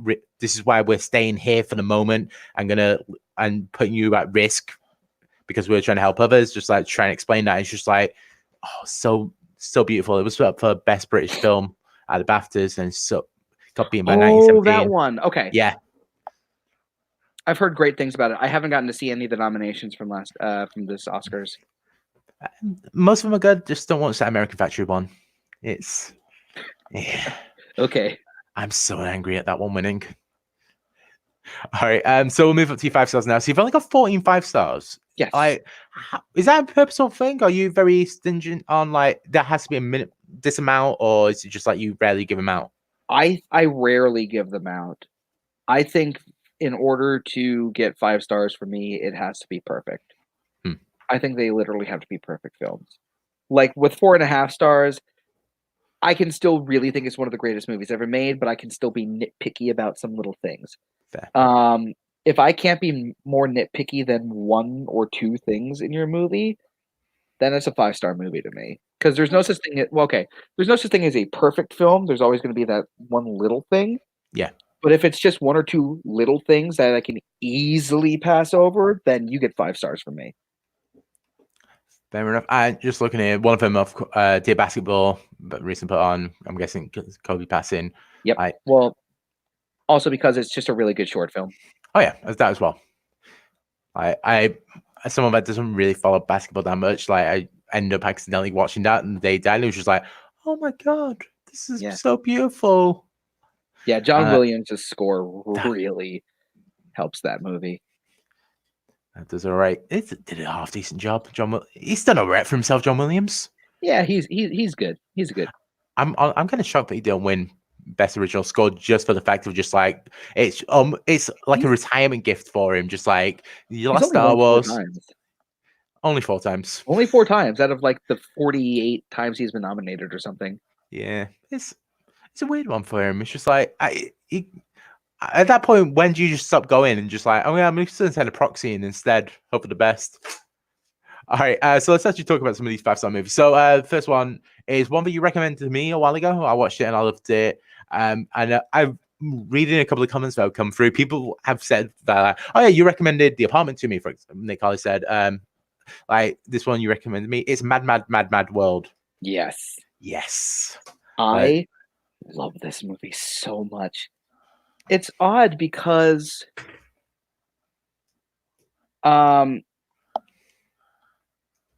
this is another one of those movies that my middle school teacher introduced me to. Okay. And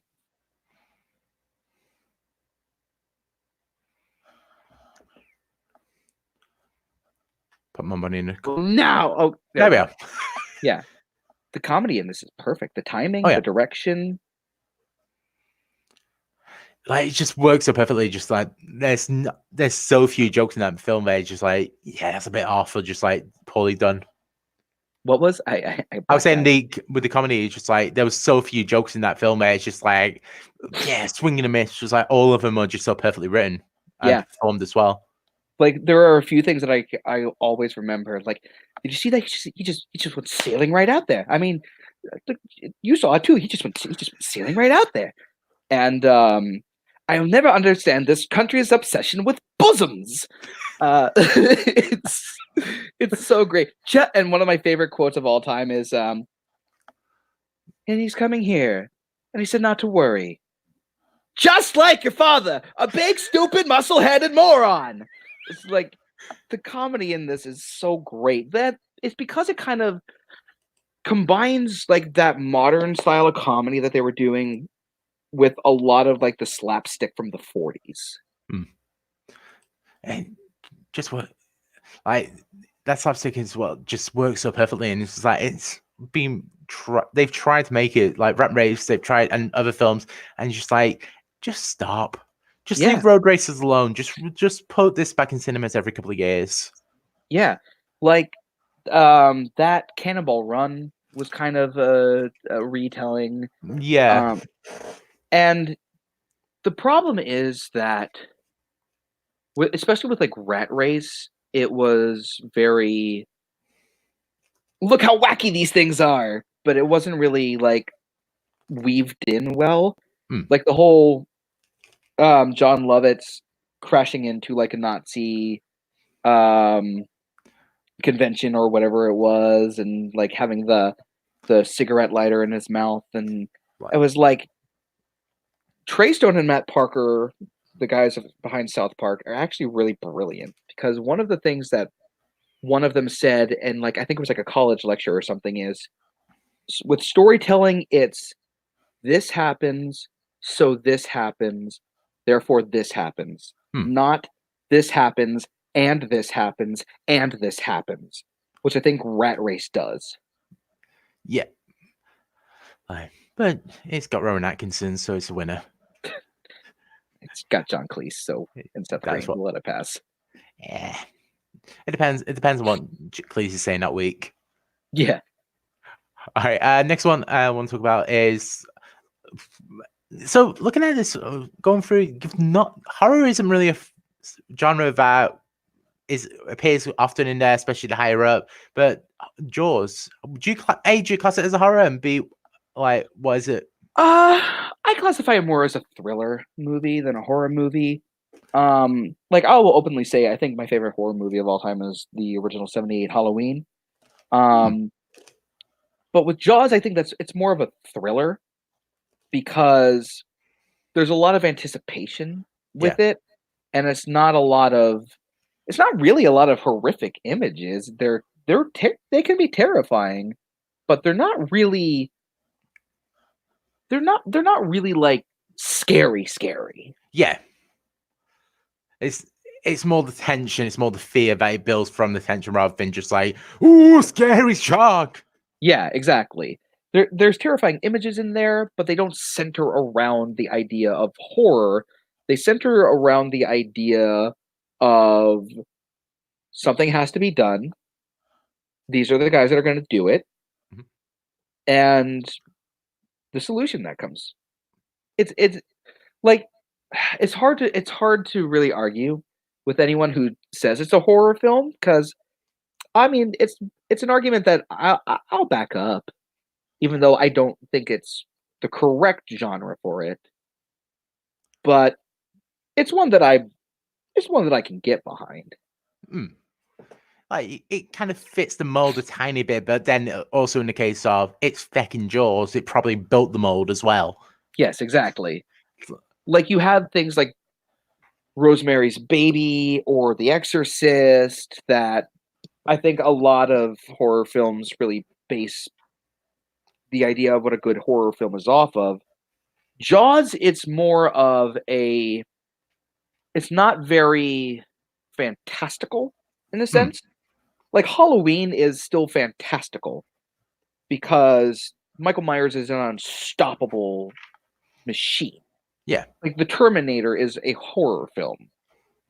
Jaws is very realistic to what can happen. Like Get Out is another example. It's got a very realistic style and element to it, but there's still fantastical moments that build the tension and the horror around it. Jaws doesn't really have that, other than the fact that the shark is bigger than normal. It's a bit more angry, and it ends up following them to the Caribbean at some point. Because it's got shark vision. It can smell you. It doesn't even need your blood. It smells fear.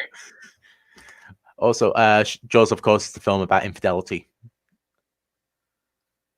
So this is the. Oh, that's right. Yep, that's right.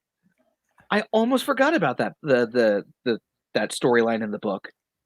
Yeah, for people who don't know, this is a film critic over here. It's one of his big things is that the Jaws is a story about infidelity, but because it was I'm forgetting his name, Brody. Yeah, Brody. Brody in the book sleeps with Thingamabob's wife.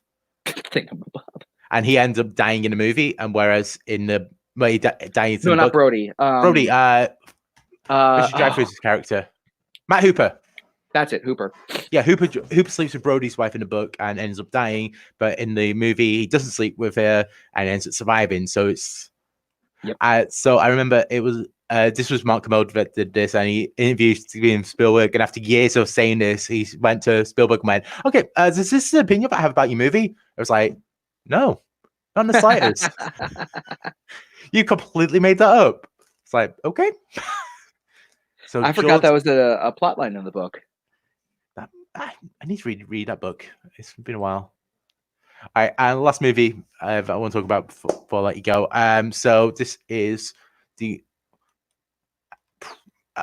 only rom-com that you have as in your top. Well, Casablanca, I guess, but it's especially because of what's happening in the Cool Guy Chat group at the moment. When Harry Met Sally. Mm-hmm. So is this I'm guessing, in your opinion, this is the perfect rom-com. This is the perfect. Yes. Is this the best comedy, or no? Would you say Mad World? Mad World is the best comedy. But this is very close because the comedic elements in When Harry Met Sally, they're there, but they're not a big part of it. A big part of this is the romance, and this is probably the most honest movie I've seen when it comes to that. Like, it's a slow build to the romance. It's not like they lock eyes in a room and they walk across the floor. It's not like the gym scene in West Side Story, even though I love the gym scene in West Side Story. And it's slow, it's gradual, it's well paced, and it's very honest. Like, it's the most believable romance I've ever seen because you see it blooming. You see the bud, and then you see it bloom, and then you see all the other little things about developing a relationship like this, like the overthinking, which I think is a really, really important thing that I think a lot of movies don't talk about when it comes to romance, is the overthinking. Yeah. Just the way that he talks about it, and just so much of the realism about it's put in, because so much of the story is based on with the Rob Reiner and Billy Crystal's relationship. And it's like, and also screw Star Wars, this is the best Carrie Fisher performance by Country Mile. It's up there. It's definitely up there. Her and Bruno Kirby, their relationship is very believable as well. There's no relationship in this movie that I feel like is rushed or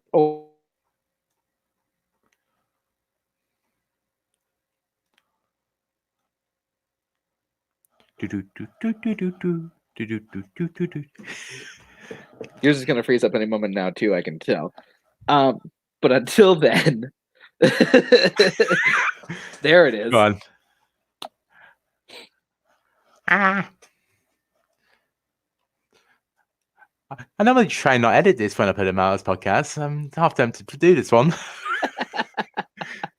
But like especially my favorite scene might be the steering wheel tail. No, it's a wagon wheel table. Like the conversation about that. Yes. It's so entertaining, but it's so real that you get. That's what I like about movies like this is how the honesty is exactly what sucks you in because you feel like you're actually friends with all of these people and you want to see them all succeed in what they want. Yeah, it's just like you can see, and you can also see yourself in each character. There's not like this weirdness about them, but it's just like, oh no, Mhm. you're a bit dodgy. Yeah. But I was thinking, hey, Bruno Kirby is just like the weirdest actor in the sense that he did Good Morning Vietnam, he did Godfather Part 2, he did all these films, and it's just like then he just City went away. Slickers. Well, because he unfortunately died at a young age. I think it was cancer. Oh yeah, in the mid 2000s. Mhm.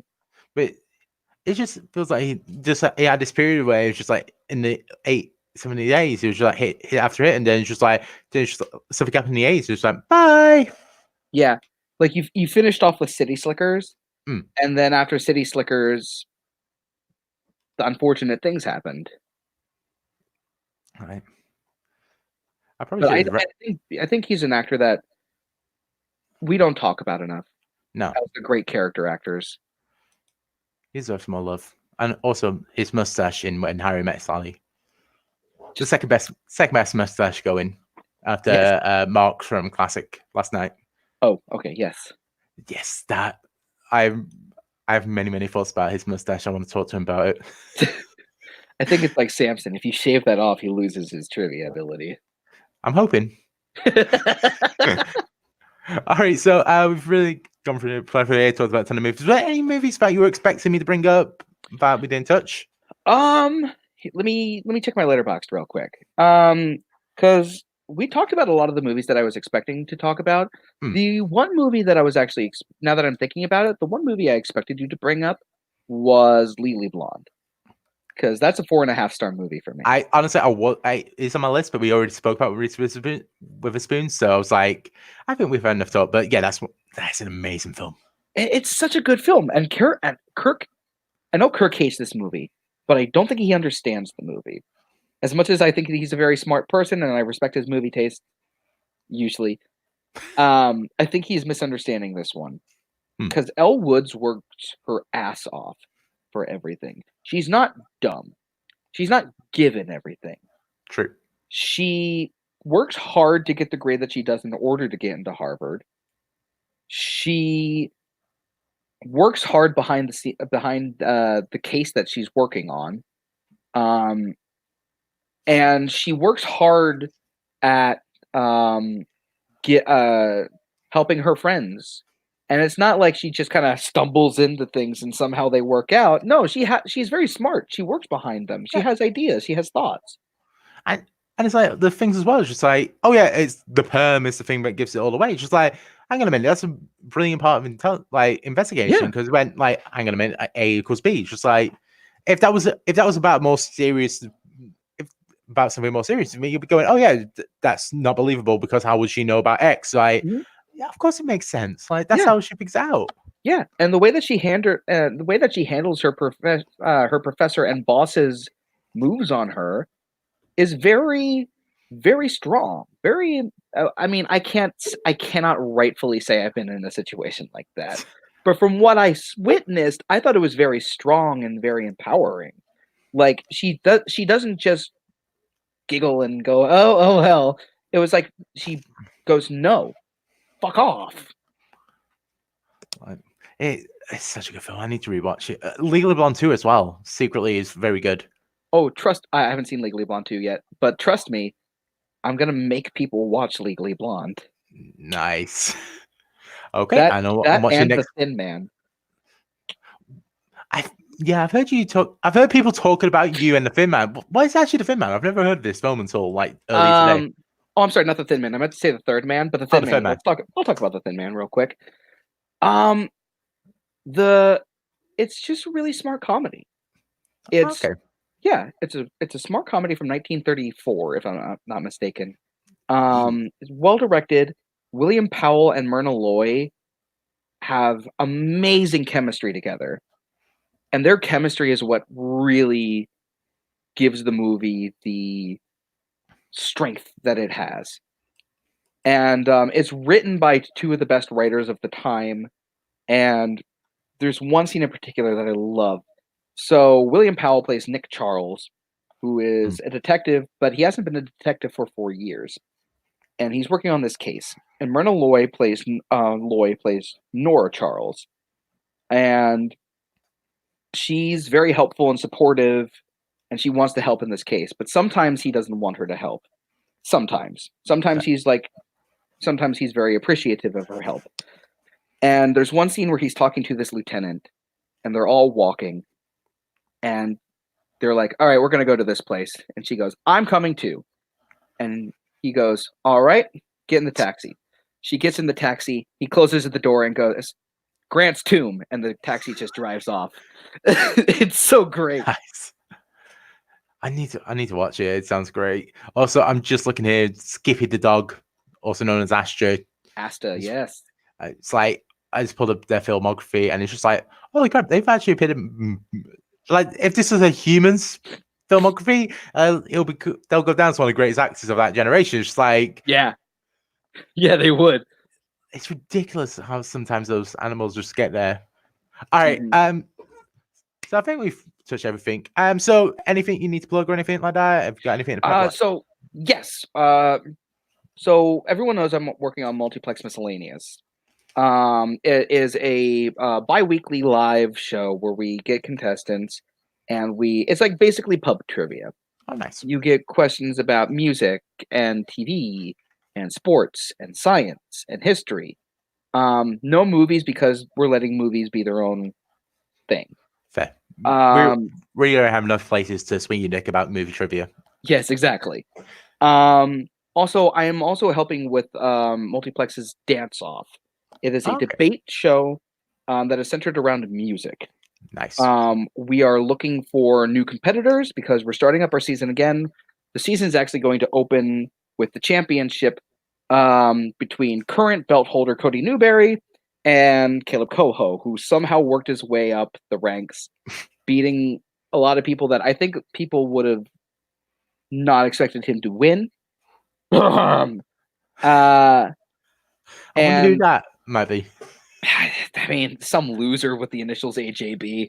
And a couple of other people. Yeah. So we're looking for new people. We're looking for new people for the season. It's a very fun debate show. And it's run by Brooklyn, who's very, very good at operating this. And I'm kind of there to be the vice president, essentially. Nice. Mm-hmm. But yeah, so contact either Brooklyn or myself, Brooklyn Vale or Andrew James Barr, and we'll get you on the show. You'll be paired up against someone. 3 questions, speed round. No, 4 questions, and then if we need a speed round question, it's really fun. I highly encourage it, especially if you're a music nerd. I would love to do it, but I just know out of spite you would ask a question just like, well, the greatest Prince song of all time. I mean, maybe I wrote the questions for Brooklyn versus Matthew Rosa, and I know that they both hate Bruce Springsteen, so I made them argue what the best Bruce Springsteen song nice. Because I know my hatred of Prince is nearly getting me kicked out of the NBA, so yay. That's fine. You and Caleb Coho can talk about Prince. Yeah, we'll start a group together. Yeah, but right. No, that's it. That Perfect. Multiplex Miscellaneous, Full Metal Classic every Thursday, and Full Metal Trivia in general, but also Multiplex. So yeah, Multiplex, Full Metal, all those places. Go find him. Go find his beautiful face. I mean, I wouldn't say beautiful. I would say ruggedly handsome, but maybe not ruggedly handsome. Yeah, we'll take that one. Yeah. Go on then. All right, and for feature presentations, so we've got the Rookie Round Robin tournament that is coming to an end this week. First match is going to be Thursday, and the next one is Saturday. So we're finally going to find out who wins out of those 4. Wednesday is Fancy Film Fights with myself and Peggy Gubbins. We are doing best villains of all time, so that's going to be fun. And then, like Shmo said, NBA Live, all that jazz, and FPTL on Sunday. Go join it. It's always fun. Even when I get a question wrong and have to give. Don't worry, we all do it. I know, but it's the thing. Everyone's smart and does it where they can edit out and stuff. I'm stupid and go, oh, screw editing, it'll be fine. I go it live, and it's just like, and then I have people in the chat just like that are much smarter than me going, oh, by the way, you know that's wrong, you idiot. It's just like, okay. That's okay. I accidentally typed that Animal House was a movie from the 80s when I meant to say 70s during a classic match. So I don't know why they didn't fire you. I don't know either.